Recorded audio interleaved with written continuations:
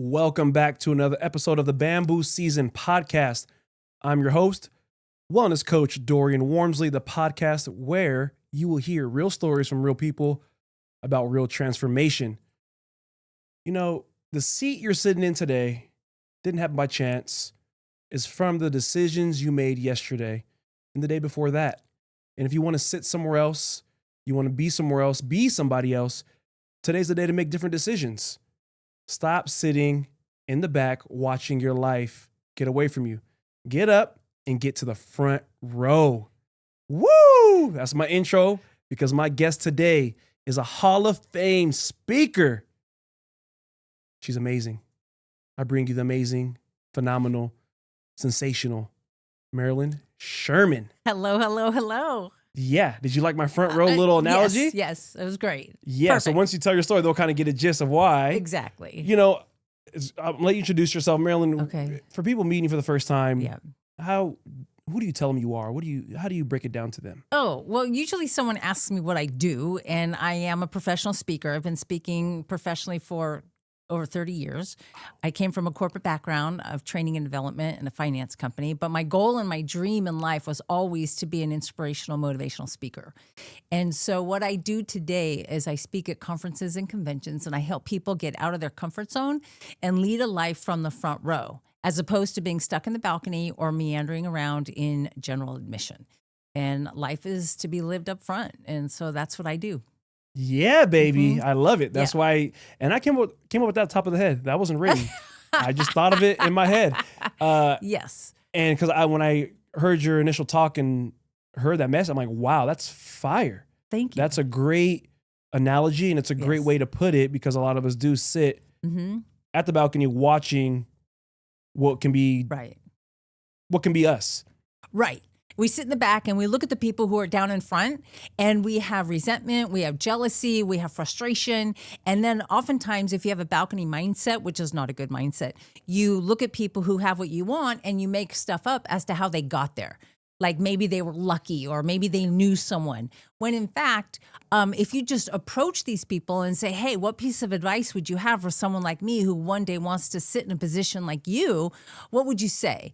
And so if you let go of all that anger, resentment, frustration, and get out of your comfort zone and approach people, that's one way to get yourself closer to the front row, however you define it for you. And that's what I'd love to tell your listeners is that your front row is only defined by you. Because what you and I do for a living could be really stressful for somebody else. And what other people do for a living would be stressful for me. So there's no judgment. You get to decide, what does it mean to live your life in the front row? And once you decide that, then you take a look at where you're sitting right now and then ask yourself, well, what can I do differently to get myself closer to the front row? Something you just said I like was, or when I expand on, you said balcony mindset. Yes. What do you mean by having a balcony mindset? Balcony, well, you have three choices as to where you sit in this venue of life. Balcony, general admission, or the front row. Balcony seats are not good seats. If you take me literally, it would be like a ticket that says view obstructed. Have you ever been to a concert or a sporting event where it says view obstructed? Yeah. That is a balcony seat. That's where you buy your ticket at the last minute and the only thing available is so far from the stage, you are disengaged. In fact, you could leave that seat and then come back and no one would have noticed that you had left. It's a disengagement. You're not fully present. And you're also with the riffraff. And when I say, have you ever been to the back of the room of a place where people are talking and they're not really paying attention to what's going on up front? So that's to me a balcony mindset. It's like you don't deserve to be up front, or you don't know how to get up front, or you just feel like this is what you are worthy of is sitting in the back. So that's a balcony mindset. General admission is another option as to where you can sit in this venue of life. And that's your comfort zone. It's like, it's not bad. It could be worse, but it's also not the best. It's not where you're living your best self. You're not living your best life. So general admission is you have to be careful of, because your comfort zone turns into a rut that turns into mediocrity. And pretty soon you're going to slide back into the balcony. So what I inspire people to do is sit in the front row of their life. And that's where you get to say, it doesn't get any better than this.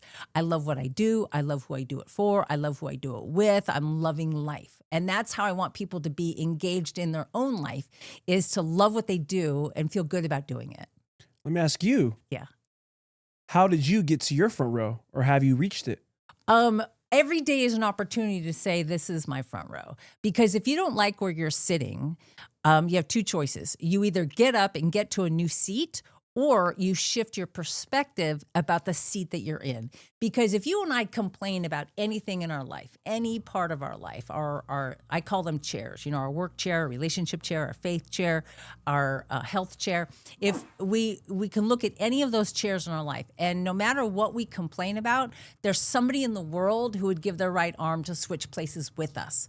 So if you can't physically, if you're not ready to move to the front row, you can't change your seat, at least shift your perspective and have appreciation for the seat that you're in.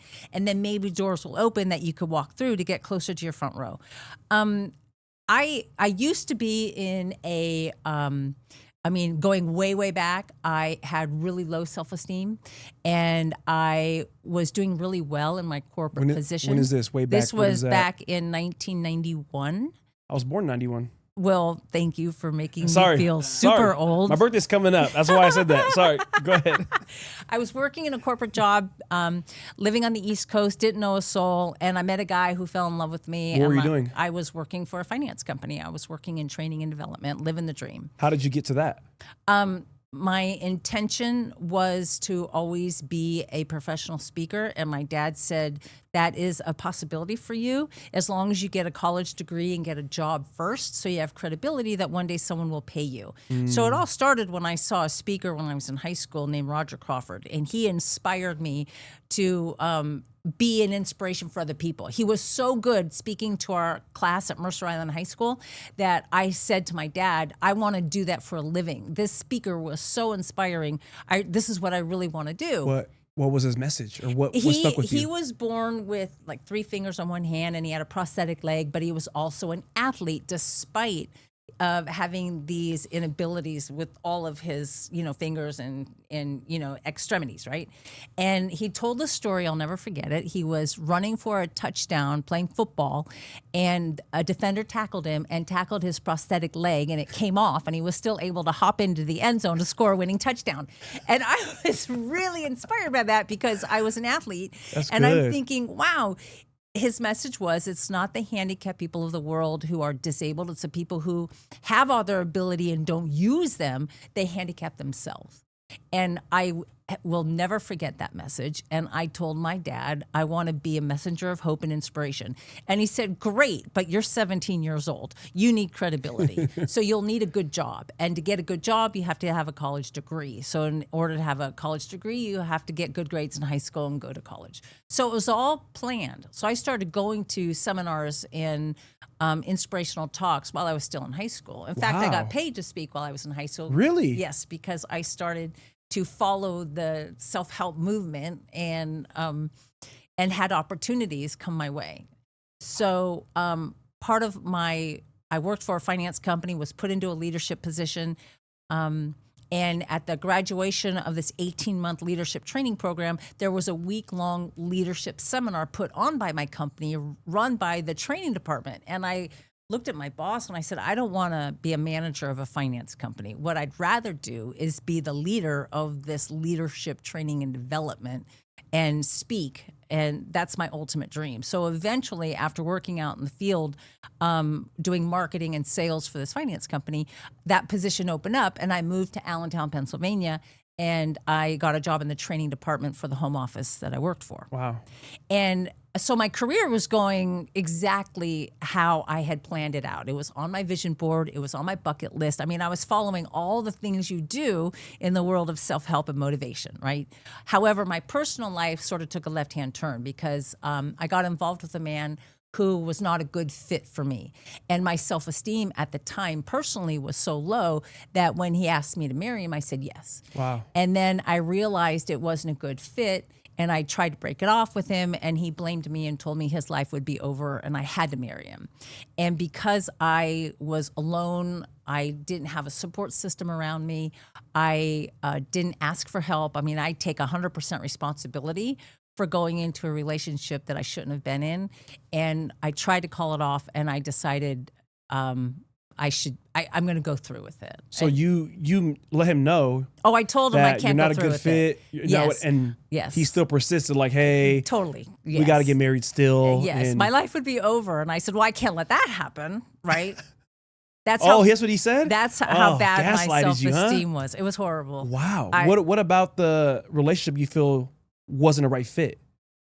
Well, I come from a place of people with aspirations and hope, and he was unemployed and not a good father to his children. You What know, attracted you to him initially?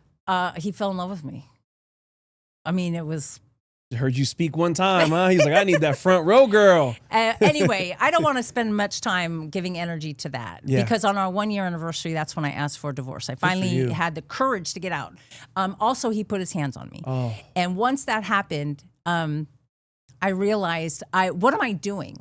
I'm worthy of a front row relationship. I'm worthy of being treated with respect and unconditional love. And so I had to get out of that balcony relationship, and it took the absolute most courageous move on my part to do that because my brain, I had fallen into this rut. And so I worked on my self-esteem. I asked for help finally. I got help. I got out. I moved to the West Coast. I got a job with a seminar company. I was living the dream. And I eventually decided to have much more discernment in who I would spend my time with. And I made a list of all the traits I wanted and what I deserved. And I manifested that man. And it turned out to be an extraordinary relationship. So, Wow, what a journey. It was a journey. So when I hear people get judgmental to women who stay in abusive relationships, I don't have any tolerance for that judgment because I can see how easy it is to get manipulated into staying in an unhealthy situation. So that's not what I talk about as a professional speaker. I speak in the corporate and association world, but underlying my message is courage. You know, I used to be a suicide prevention counselor before I got my first corporate job.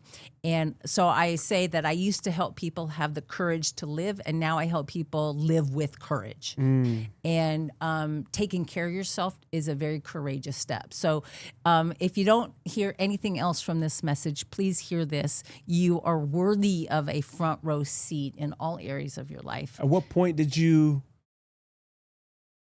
come up with or develop the front row analogy? Like how'd that come about? Good question. I wrote my first book called Whose Comfort Zone Are You In? How to Lead the Life You Want and Be Happy Every Day. And it was about following my dream and my passion, even though my dad, who I always looked up to, said, don't go out on your own and be a contract speaker. Stay in the corporate space. You've got a good income. You've got benefits. Why don't you stay where you're at? And it wasn't my ultimate dream. So I said, thank you for your feedback. Thanks for your insight. However, I'm going to take this job and go independent and become an entrepreneur. High risk, high reward. And so I wrote my first book and I started to speak on that topic. Well, my clients who hired me to keynote on that topic loved me and they wanted to bring me back. And they said, what else do you have? Well, that's all I had at the time. So it was because of my clients' encouragement to go deeper into what I really believed in with inspiration and hope that I wrote Why Settle for the Balcony? How to Get a Front Row Seat in Life. And that was because I had feedback from my friends and colleagues in the National Speakers Association who, when I asked them, you know, I need a new topic in this area of hope and inspiration. And they said, well, Marilyn, you're always in the front row. Why don't you talk about that? Oh. And it was because of that I came up with that brand, and it has served me well. And that book was published in 2005. So I've been speaking on that topic ever since. Wow. Mm-hmm. So, wow. Because I was always curious, because when you're doing your writing for your speeches, ChatGPT just started. you know what I mean, the past 3-4 years. Right. So you were writing and thinking with your brain. Oh, like, it goes way back. In fact, I remember working out of a cubicle in Allentown for this finance company, writing training programs, but I knew I wanted to be a speaker. So I had a file that I labeled Dream Workshop. And anytime I read a quote or read a book or read anything that inspired me, saw a poster, anything that inspired me that I thought it would be worthy to speak about one day, I put it into my Dream Workshop file. And then one day I was asked to participate in a training video at my company where they just needed bodies in a boardroom as B-roll for a training video. And it didn't matter what we talked about. They were only using video, not audio. Well, I happened to be sitting next to someone in the commercial division of the company, and I worked in the consumer division of the company. And so when the director of the video said, okay, just start talking, I said, hey, it's really great to meet you. I don't know if you know this, but I wrote a training program that I would think would be great for the commercial division. Why don't I have my secretary call your secretary and we can get together and I can tell you about this amazing sales workshop that I've written. And he said, we're having a sales workshop coming up. I had no idea that you did that. Why didn't you send me an outline? I said, absolutely. I'll send it as soon as I get back to my office. Well, I go back to my cubicle. I don't have a person. I don't have a secretary. I don't have a workshop outline. All I had was a vision. So I pulled out my Dream Workshop file and I put together an outline of anything that would be related to sales. And I went to my boss and I said, hey, boss, the commercial division is asking for an outline for a potential speech I could give to their sales conference. Are you okay with that?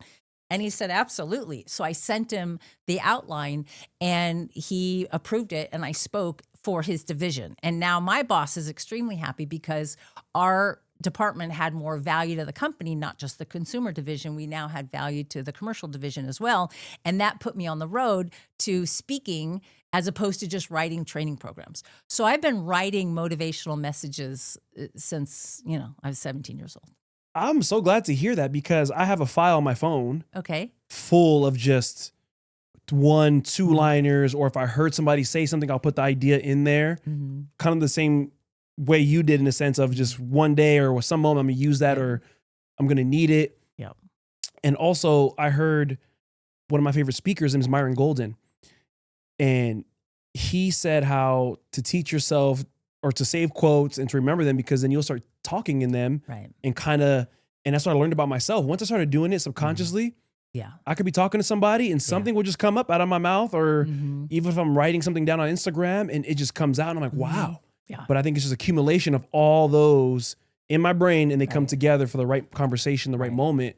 Like with Pam just a second ago, she said something came out and I thought it was a good one. I'm going to clip it and use it. It was good. Yeah.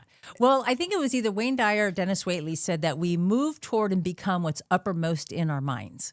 So if you have notes on your phone and you're constantly adding to it and referring to it, you're going to move toward that because it will be uppermost in your mind, which is why I like to start every morning with a gratitude journal. I write in my gratitude journal, what am I grateful for today?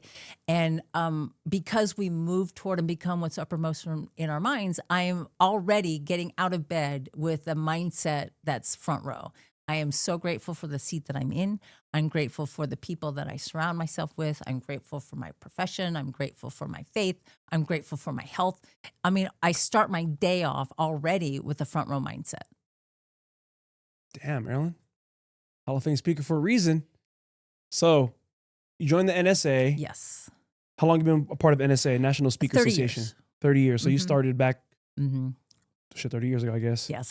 I'm like, I don't know what I was trying to put it together with. Well, I think I joined, I left 1993, I think I joined my first local chapter. And so maybe 1994. So it's been more than 30 years. What was your mindset joining that? Like, why? Why did you feel like you These need were my to? people. Why did you? I mean, these people make a living speaking professionally. And that was my dream since I was 17 years old. So once I went to my very first National Speakers Association chapter meeting, I said, I'm home. These are my people.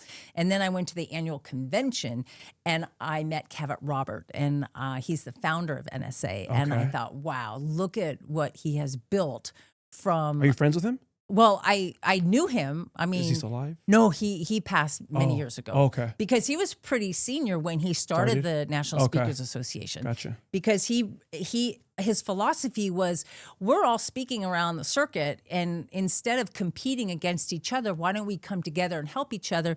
And instead of competing for a piece of the pie, together we can build a bigger pie. And that's what NSA is built on. The value of helping each other build a bigger pie for all of us.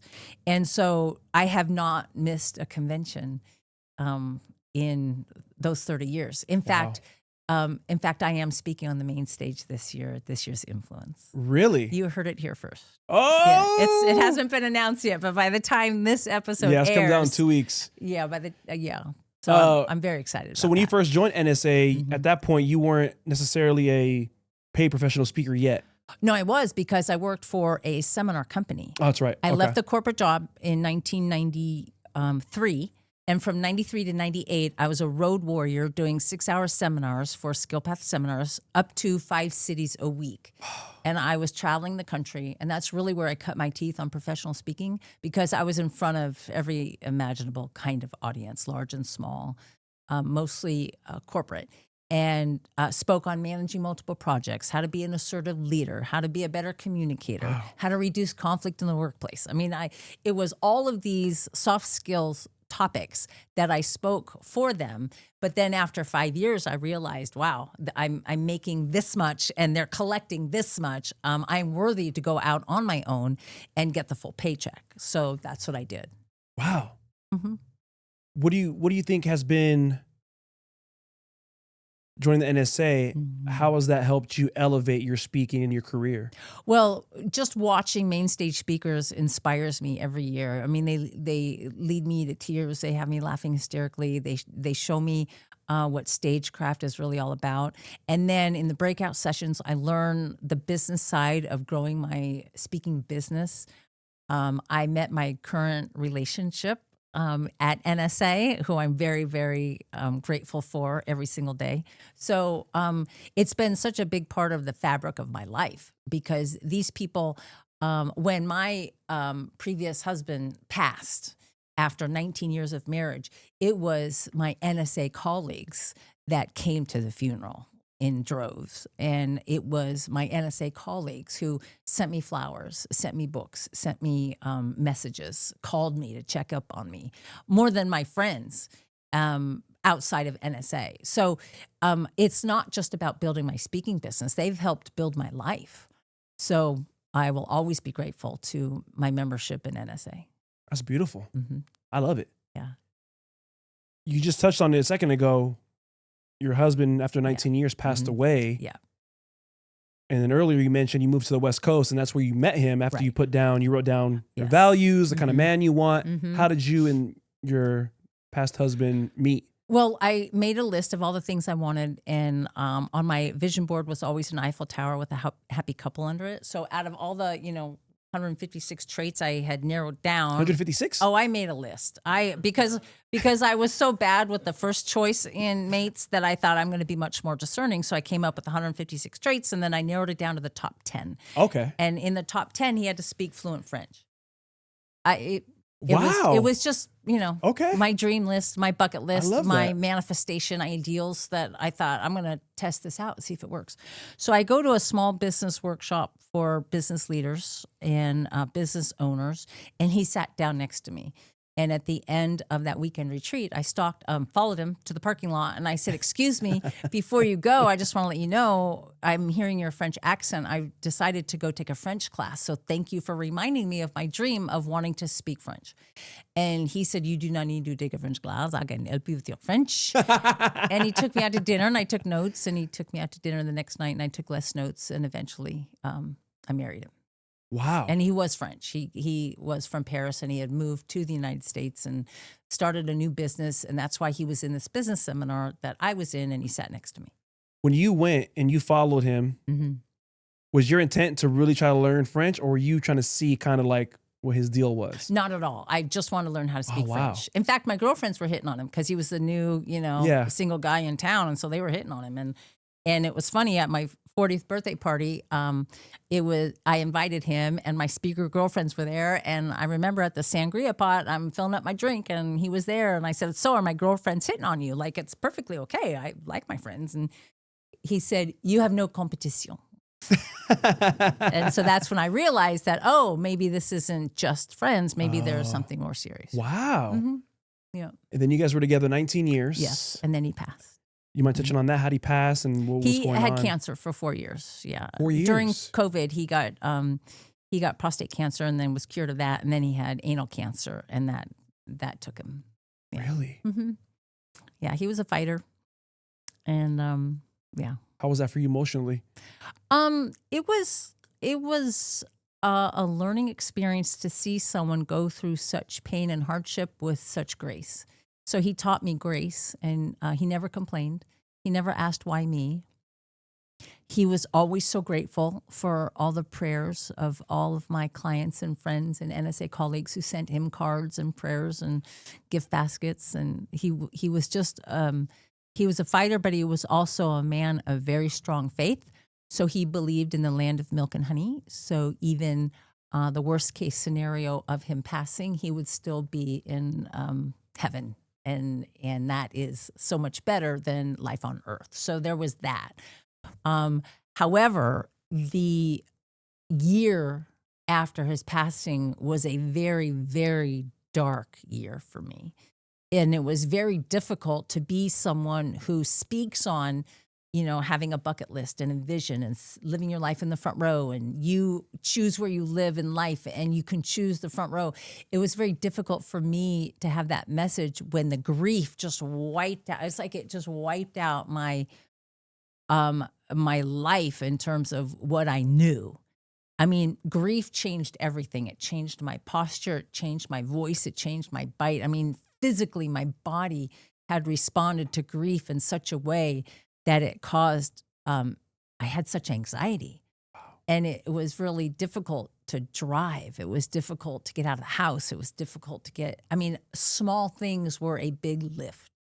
And so I have this is what I learned from that year of grief is I have such compassion for people going through loss or who have gone through loss because it changes you in unexpected ways.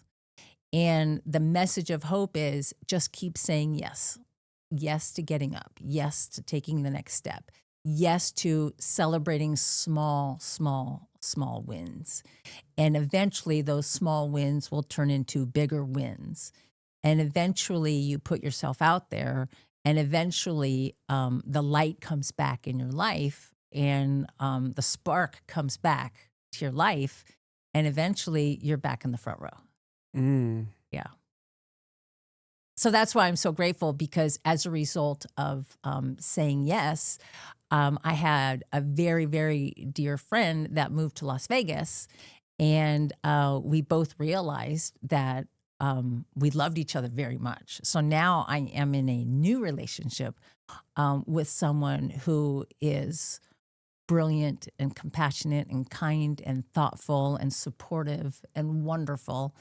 And I believe that God put me in his path and put him in my path at the perfect time. Because had he moved here in August or September, I wouldn't have been ready. But he moved here to Las Vegas in December, and in January we started to hang out, and now we're a thing. Yeah. Good for you. Yeah. So I'm a happy girl. It's good to hear the full scope of things, right? Like you being open and honest, like, hey, that first year I was out in bed, couldn't get out, couldn't move, didn't want to move. And then now a year, some change passes and you said yes. It's just beautiful because people can take that into their own life of those storms don't last forever. No. They're there, but no. Like you said to yourself, during that time you learned. You learned more grace. You learned compassion. When you're going through it, it's hard to see that there is light at the end of the tunnel. I mean, even someone like me who's been studying professional development and personal development and motivation for so long, even for me, it was very, very difficult And I was thinking, what a dichotomy that this is what I do for a living and I can't even function. What's wrong with this picture? And then people were encouraging me and saying, give yourself a break, give yourself grace. You've been through a loss. You will get through it. And maybe, just maybe, when you get to the other side of it, you will have a new perspective on speaking, and you will come from a different place. And I think that's true. Like, I probably will have more compassion and more grace to give because of what I've been through. With 19 years of being with a partner, Mm-hmm. and then going without, Mm-hmm. what for you, was there any type of identity shift or crisis to where you kind of didn't know who you were anymore? Because for 20 years you were a wife. Right. It's like, who is Marilyn Sherman? Obviously, you're still a speaker, but it's like, Oh no, I lost it all. really? It was like wiped clean. I'm like, wow. Like, who am I? And I wrote a book, Is There a Hole in Your Bucket List? It's about how we self-sabotage our own goals and aspirations with shame and guilt and comparison to other people and negativity and self-doubt and fear.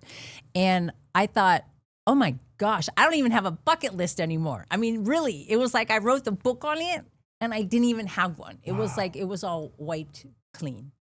And so it was a renewal. I had to start over. I had to do a new dream board, a new vision board, a new bucket list, a new list of what I wanted in a mate, a new list of— How many were this time? Oh, I did not have 156 Okay. traits on my list. I only had 21 on the list. That's good. Yeah. Was there a language on that one? No. Okay. No. Do you speak French now? I speak a little bit of French. Okay. I do Duolingo on my phone every Okay. single day. And right today, I'm at 2,100 days in a row where I've Wow. opened the app and practiced my French. Now, you would think I'd be fluent right now. I am not. But it's something that I've always wanted, and it just brings me joy to listen to the French language Wow. and to try to speak. And when I go to Paris, I can get lost and found on my own. So that's my level. I'm not fluent, but I can get lost and found, which I have done. Wow, Miss Marilyn. Now, back to the speaking. Yes. Who were people that during your journey Mm-hmm.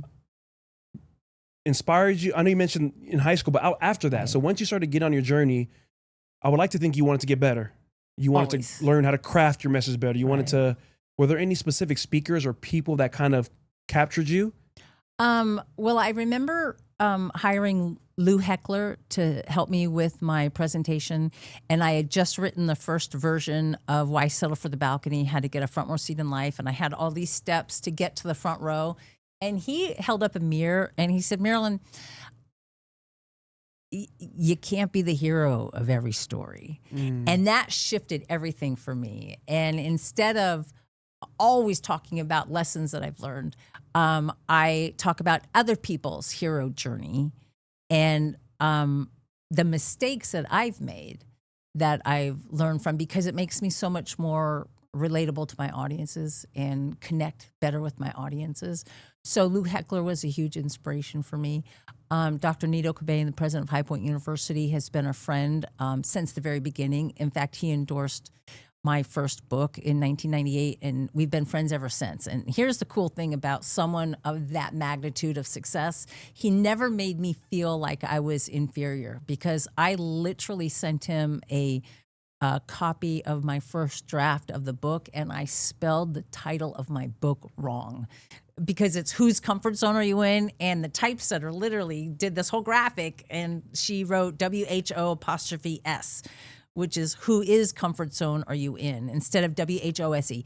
And he was very gentle with me and said, Marilyn, I just suggest maybe get a proofreader to go through your manuscript. And I will always remember that lesson, is to never, ever, ever make someone feel less than or insignificant because they make a mistake. We're all learning. And so he's been an inspiration throughout my career. And now I'm a personal development resident, artist in resident for High Point University. So I speak for the freshman class every year. So it's been a really great relationship that never would have happened had I not been a member of NSA. Mm. Sylvie DeGiusto is a very dear friend of mine in NSA who literally dropped everything to come be with me the day that my husband went into hospice. And that never would happen had I not been a member of NSA. Patricia Fripp is known as not only, the first female president of the National Speakers Association, but also she's an executive coach. Just being around her and being with her brilliance is an inspiration for me. The list goes on and on and on. Every time I hear a speaker, I learn something, even if it's what not to do. So I come from an open mind of what can I do better? What can I do differently to make my message more impactful and more of value to my audiences? Patricia Fripp, man. So I never met her in person, but because last year I did the speech competition, so we got an hour of coaching with her. Okay. And I almost said it too. A tool that not even a tool, what was that, what I call it? I'm just going to say a thing. A thing she said that really got me, this is a year ago, when she spoke to all of us, was like, stop saying thing, stuff, a lot, a bunch, a ton, be specific. And it hit me to this day. That was a year ago. So over the past year, when I've spoken on the podcast to friends, I'll stop myself and try to think of what is I'm trying to really say. What word? If it comes out, comes out. But that little tool, game changer. Because even when I hear other speakers talk, I see it now and I hear it. Just the difference. It's not like if you say thing, it's horrible, but if you can get descriptive and really put a word on that. And then again, more recently, 'cause I'm doing the next competition, we had another hour and I gave my talk and she said it and she gets flustered. Oh, here, we're going to say it. Stop saying thing. And I was like, you know what? You're right. And then I switched it up and it sounds better. Good. She's good. I love hearing her coaching. I need to save up and hire her at some point because one of my favorite speakers, he's gotten into my top list now, is Craig Valentine. He came to NSA meeting and gave us a workshop. Man, I've followed him on Instagram for a while. So to hear him and see him in person, a lot of his Instagram and social media content was the same in person, but to hear it live and direct and just watch him put on a masterclass of communication and storytelling, and it was just whole 2-3 hours. I'm like, wow. Well, if you keep going and keep listening to other speakers with an open mind, and instead of comparing yourself, come from a place of what can I learn from their structure? What can I learn from their delivery? What can I learn from how they handle themselves off stage? I used to be the backstage concierge for the National Speakers Association annual convention, and I got to see people how they were before they went on stage, and after they were off stage. And I have to tell you, not everybody is congruent with their message on stage. And so I learned a ton just from being of service and volunteering and seeing how people are as humans. And, it goes a long way just to be a good human on and off stage. That's beautiful. I'm glad you said that because recently even when I joined the NSA, that was my mindset of, because there's times I don't want to go just because of whatever's going on in life. I'm like, oh, Saturday and 3 hours. Right. I'm tired, whatever it is. I'm like, just go. And every time I go, it's something new that I learn.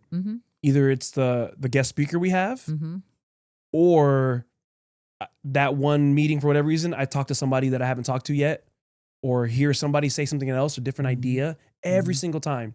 And I love it because right when I feel it, it's almost every Saturday or every time I'm, I don't want to go today. You're glad you went. Yeah. Or if I see the speaker and I see the topic, I'm like, that doesn't really fit me. Yeah. I'm not at that point yet in my career, but then I'll still go. And something within that presentation they do, I always find a nugget or two that resonates for me where I'm at and where I want to go. And I'm like, okay, cool. So glad I went. So now moving forward, it's just like, this is a reminder. You never know who you're going to talk to that day. Or because every meeting, everybody doesn't go for whatever reason. They're booked, whatever. So you might see somebody you haven't seen in a while or see somebody that you didn't even know was a member. They just show up. And yeah, it's, I love seeing Andy. It's Andy, right? Andy? Or is it Arnold? I don't know who you're talking about. The security guy. At the beginning of the meetings, always, hey guys, we got exits and whatnot. Yeah. Every time I see him, he just says he loves my content when I share. So I'm like, oh, that's nice. He's like, yeah, man, we need to get together. So like, even going to hear just that is like, oh, all right. That's nice. It's cool that my messages are resonating with somebody at some point. You never know who you're going to touch with your message. You just never know. Just the other day, we were talking outside of our education day.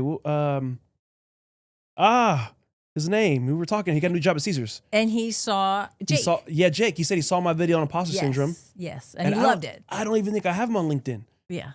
I remember I was standing for him there. to hear out. Yeah. Oh, and then later, Rob Tootin. Yeah. I was sitting with him, and he just said, "Hey man, I've been seeing your videos a lot lately. I love it." And I'm like, "Really?" I was like, "Damn, I don't post his LinkedIn as much because I just don't. I'm used to Instagram." And he was like, "Well, all I got is LinkedIn." And I'm glad he said that because now every time I don't feel like I want to do it, I'm gonna do it because there's people who don't have LinkedIn or who only use LinkedIn, right? And vice versa. People who only use Instagram. So I'm like, you know what? Just continue to post it. Somebody's gonna see it at the right time when it resonates to them. Mm-hmm. So what's your ideal front row seat, Dorian? Are you trying to coach me right now?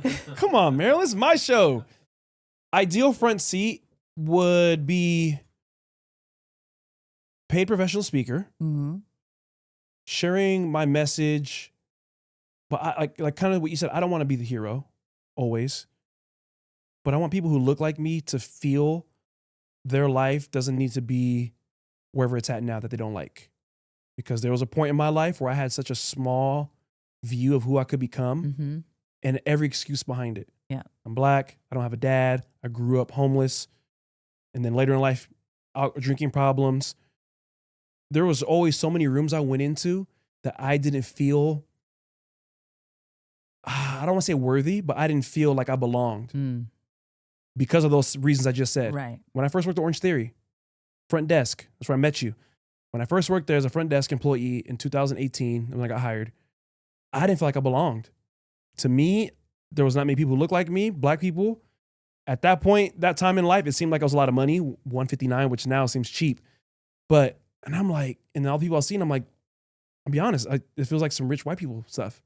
Who am I to belong here? I felt weird.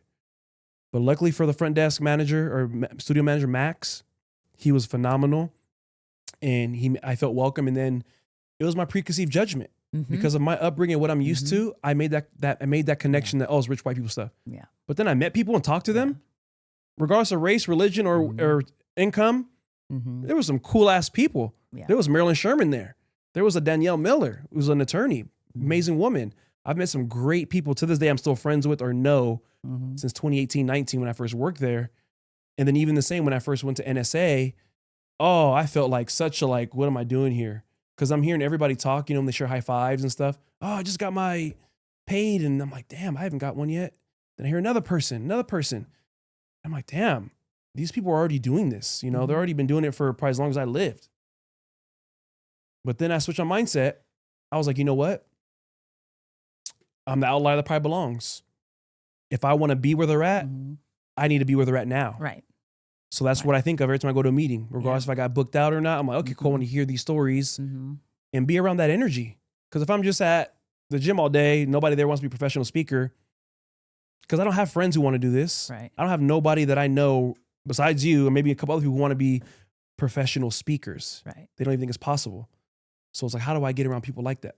NSA, Toastmasters. And that's what I've been doing. So I guess I hope that answers your question. Yes. So you use it as fuel to keep you going. 100%. Yeah. And if I feel like I don't belong, it's almost it's a trigger to remind me that I need to go there. Because I feel like I don't belong for whatever reason. I'm gonna put myself there. So when somebody else feels that, they're gonna see me. I'm like, oh, he's doing it. I need to do it. Because that's how I felt when I heard Eric Thomas speak.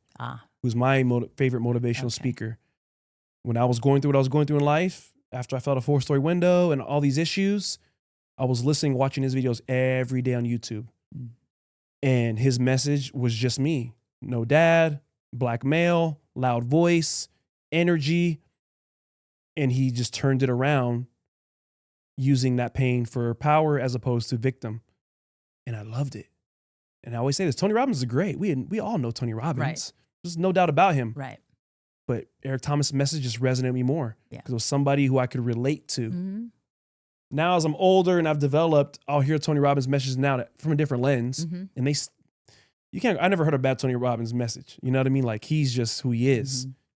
Mm-hmm. But Eric Thomas is the one that got me thinking about it and believing it was possible because he was somebody who looked like me. Right. And another message he gave that resonated with me was, because I hear this all the time in any field of work almost, oh, so many people are already doing it. Why should I do this? Why would I be a trainer? Why would I be a speaker? Everybody's doing it. Why would I start a podcast? Everybody's doing it. Right. Eric Thomas said, there's people Tony Robbins can't reach. There's people Les Brown can't reach. Mm-hmm. I need to be the one to reach them. Boom. That's what hit me. I was like, you're right. There's a ton of speakers all over thousands, millions. Mm-hmm. But there's somebody that can't be reached by them that I need to be the voice for them. Mm-hmm. And then that's why I decided to do everything I do. That's why I do a podcast, to be a fitness coach, to teach Pilates, all that, because somebody out there is not going to get reached unless I do it. Thank you for coming to my TED Talk. How'd you come up with the name of your podcast? Oh, thank you for asking, Marilyn. He knows I love when people ask. Yeah. You're going to like who it comes from too. So Bamboo Season. Bamboo Season. What does that mean? So it's the theme based off the story of bamboo. Okay. So when you plant bamboo, you put it in the ground, you water it, sun, fertilizer. 3 to 5 years, you see nothing. Years. But then after year 5, it finally hits the surface. And then the next few days and weeks, it's growing foot by foot. So at any point, if I had given up when I was in the hospital bed and I couldn't walk, I never would have got to where I'm at now, teaching Pilates, fit, in shape. I can move, I can talk, I can run. Sober. If I would have given up because I wasn't seeing it. I didn't see it. I didn't see change when I said, hey, I'm done doing this. I didn't see change initially. Yeah. But I knew going backwards wasn't an option. Going backwards would have kept me where I'm at or even took me further away. Right. I was closer to where I wanted to go than where I didn't want to be anymore. So I heard the Les Brown give this analogy. You know what Les Brown is? Of course. Oh, okay. You're looking at me like, what? No, in fact, Ford Sakes, my current, significant other in my life, dropping names. helped build Les Brown's business. Well, if you can connect me to Les Brown, this is why you join NSA, to meet people. Well, I already knew you before NSA, but you meet people and they put you in certain positions. So if you're hearing this, Les, you're inspiration for this podcast. But I heard him tell that story and I loved it because when I heard the analogy, I thought about my life. I thought about my life. People see me now, how I am. There was a lot of pain, Marilyn, a lot of hard things I can't even put to words for people that went down, especially after I fell a 4-story window. It's hard. It's so crazy when I think about how I am now and those moments of laying in a bed and not being able to move your body, but you're coherent. Eyes awake, I can think, I can look, but I can't move. And I was young, I was 23, 24. You're lively at that point in your life, you're still fresh. And there was certain things we did in physical therapy, just playing with Play-Doh. Then I got a walker and a back brace at 24 years old. And then got rid of the walker, started walking on the treadmill, running, body weight exercise, weighted exercise. And it just progressed over years. And then especially sobriety, that took years. It took 7 years before I finally stopped drinking. That's it. That's the Bamboo Season. So when I heard the analogy, I was like, that's it. That's how I live my life without even, I didn't plan to, but I just knew there was no other way. Like I didn't put in my head, hey, I'm going to plant the seed. I just knew a small task at a time, consistently, and it'll get me there. Yeah. And you know what that is? That's front row belief. And I do a Front Row Friday video every single week on YouTube and LinkedIn. And this week's is about the LA Marathon runner who there was a guy that was leading 26 miles. He was ahead, right? And this guy, if you watch it on YouTube, 2026 LA Marathon finish, you will be absolutely blown away by this guy who, for all intents and purposes, the guy ahead was winning. And he literally had this surge of energy and he told himself, don't quit. It's not over. Anything could happen. Stay in the game. And he literally ran right by him and won the race by 1/100th of a second. Wow. After 26.2 miles, he won that race by 1/100th of a second. It took him 2 hours, 11 minutes and 17 seconds. And that was a belief that he had that I could win this race. And it all starts with belief. So in that bamboo season, you know, you're not going to see results right away, but all of a sudden you have a surge and there it is. It's a belief system. It 100%. totally- Somebody asked me the other day, because they saw the video I posted on social media about me falling asleep in a Walgreens parking lot. Yeah. And they asked, how'd you do it? And I said, I changed my environments and I changed my belief system Mm-hmm. because I believed that I deserved more and I wanted better. Yes. And it's people like Eric Thomas, who I look up to and aspire to be like, who helped me resonate or help me develop that belief system. Like, okay, if I'm trying to be where he's at, is he doing this shit? Is he getting drunk and chasing women, doing what I'm doing? Nope. Probably not. Nope. Yeah. And I've listened to a lot of his podcasts all the time, and he expressed how he is, his belief system.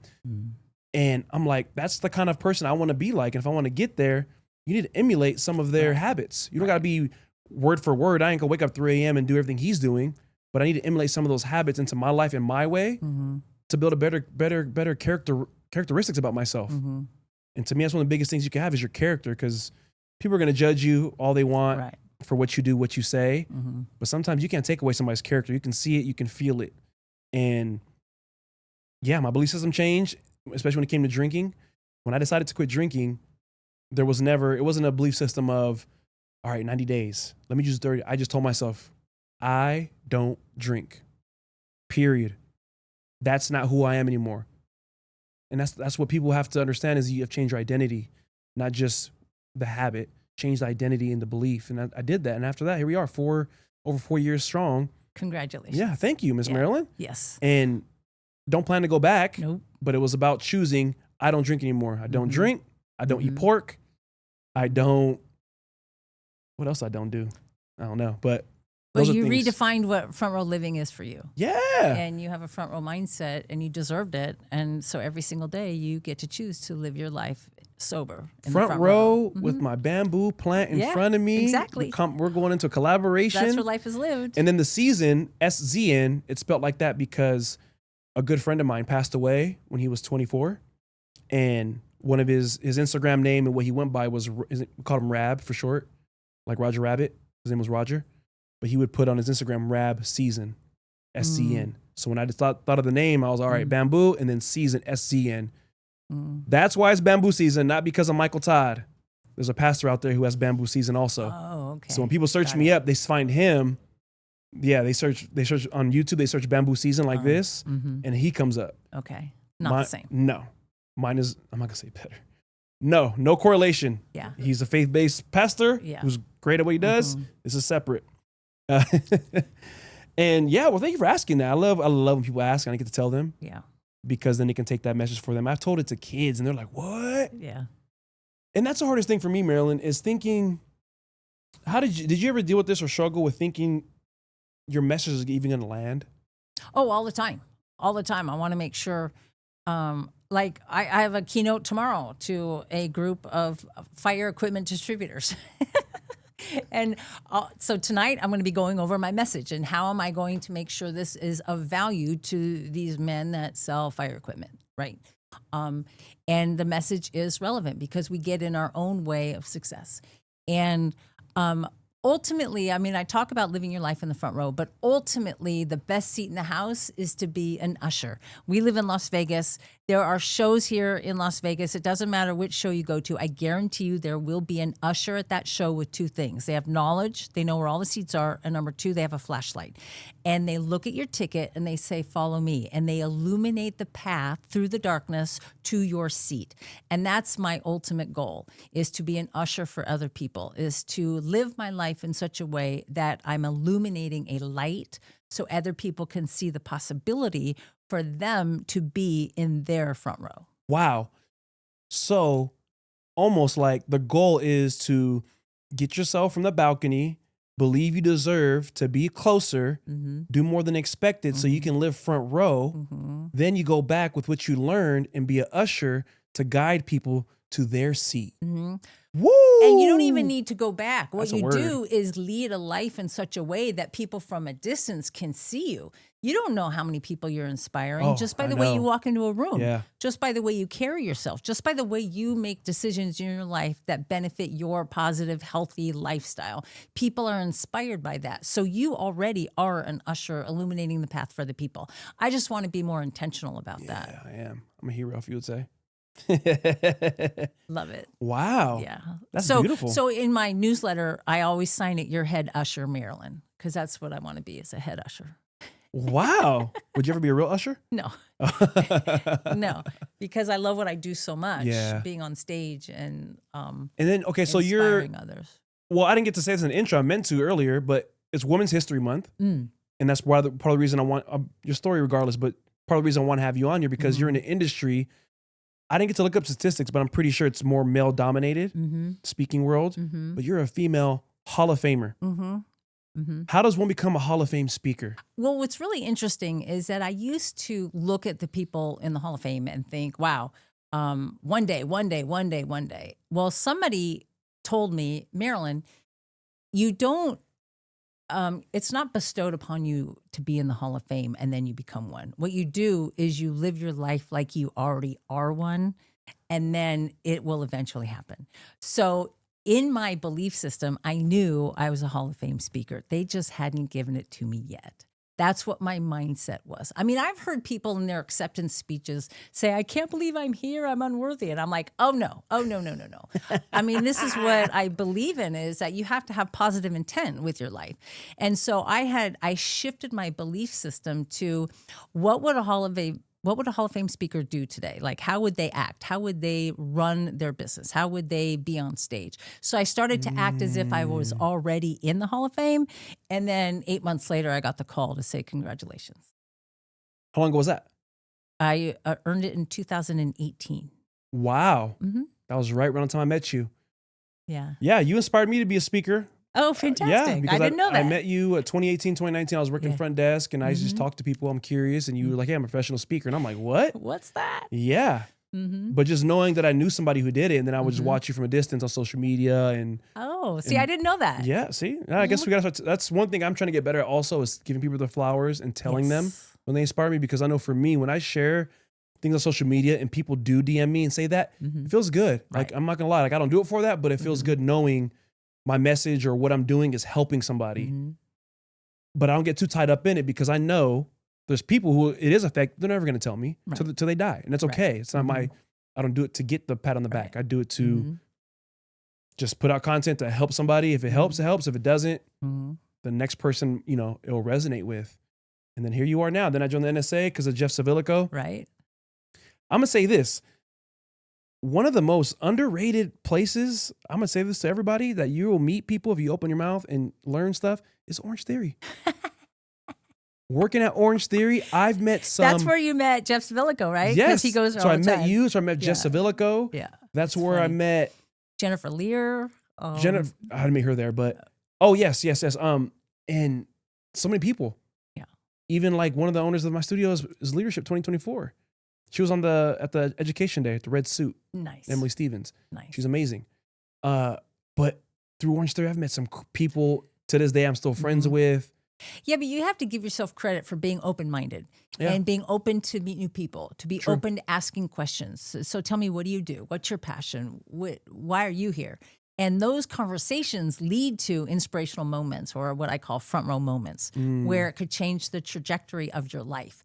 But you have to let go of ego and fear, and be more interested than try to be interesting. And the more interested you are in other people, it's amazing what you can learn and what you can do to grow from that. So kudos to you for having that kind of mindset. Thank you. I appreciate that. You're Hall of welcome. Fame speaker giving me props. Hall of Fame speaker. This ain't no regular person.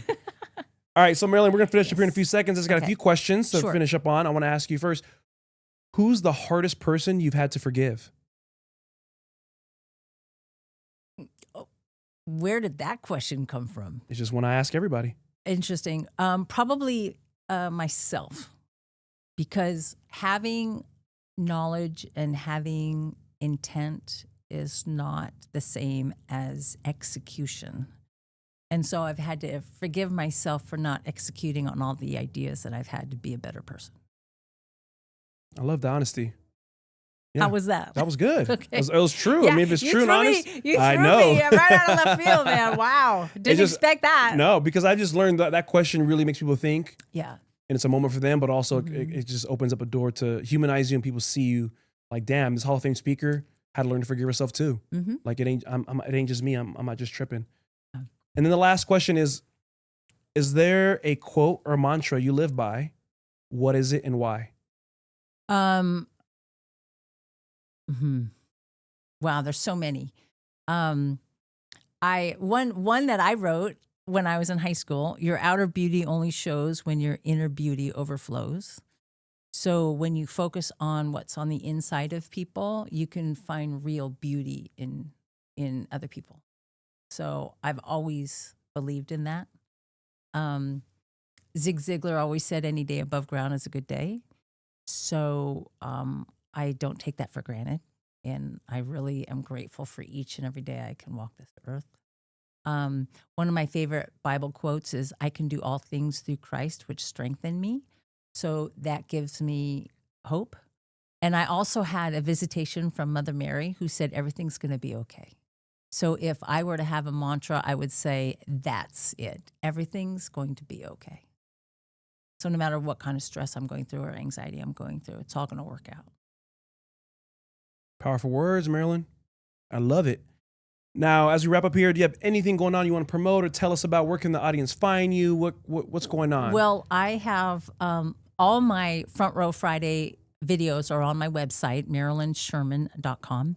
And if anybody has a meeting, conference, convention where you want to inspire people to get out of their comfort zone and be more engaged and live and lead from the front row, give me a call. I love it. I love it. Love it. Thank you guys for tuning in today. Well, also, I'm going to tag everything of her website, her Instagram into the description of this podcast. You need to sit in your front row. If you need help, hire the usher, Marilyn Sherman, Hall of Fame speaker, not no middle of the mall, a speaker with some authority, with some game. It's going to put you on. I'll tag her, like I said, tag all that in the description. Coming up, April 17th, my birthday. I'm celebrating my birthday this year on April 18th at the Vegas Community Wellness Day. It's a free event here in Las Vegas in the downtown area. 1 hour yoga with Dre Gardner, a wellness panel with Dr. Tara Rains and Rob Bangart. The goal here is to raise awareness for the CARE Coalition and bring the community together. It's free. Saturday, April 18th, 9 a.m. to 12 p.m. Reserve your slot now. Spots will be limited. So hit the link. And then I'm going to leave you with your favorite part. Leave you with the word. Your excuses will delay the life you say you want. You got to stop lying to yourself. You got to take ownership and get rid of the excuses. You want better, then do better. It's that simple, plain and simple. It's going to be hard. It's going to be challenging. You might feel fake when you're trying to make changes. It's okay to feel fake for the moment. That doesn't last forever. Those hard struggles don't last forever. You got to withstand them. Think of this podcast, Bamboo. You know what Bamboo does? It survives storms, typhoons, hurricanes. It bends, but it never breaks. That's what I need you to do. Bend, but never break. 2 words. Front row.